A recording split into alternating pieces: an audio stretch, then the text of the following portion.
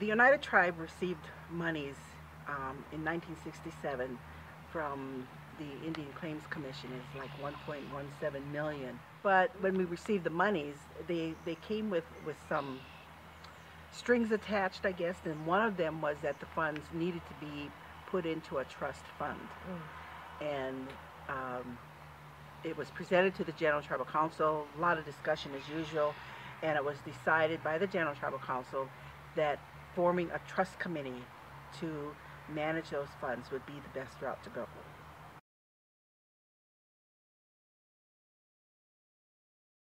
It's to take a set of funds, manage them in a way that they're going to grow through investments.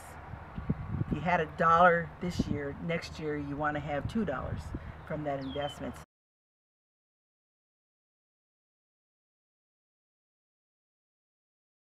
It's a document for the management of those original 1.17 million funds from the Indian Claims Commission to be managed on behalf of the tribal membership, because the monies weren't distributed.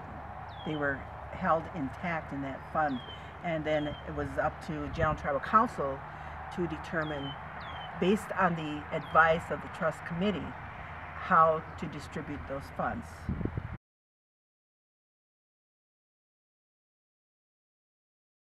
Oneida worked with the people in Washington, D.C. who were drafting the language in determining that a revenue allocation plan needed to be submitted by each tribe whenever they did an allocation. So that could have been annually, it could have been quarterly, whatever that plan was going to. It had to be approved by the Gaming Commission in Washington, D.C.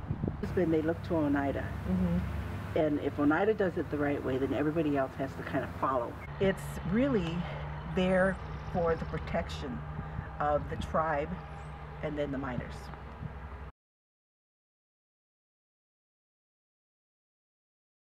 Well, they have the fiduciary responsibility to maintain or see to the growth of those investment funds.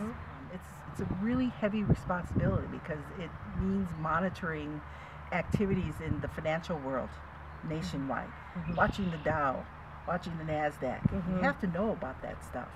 And it's something that not all of us do on a regular basis. The trust committee has to do that every single day.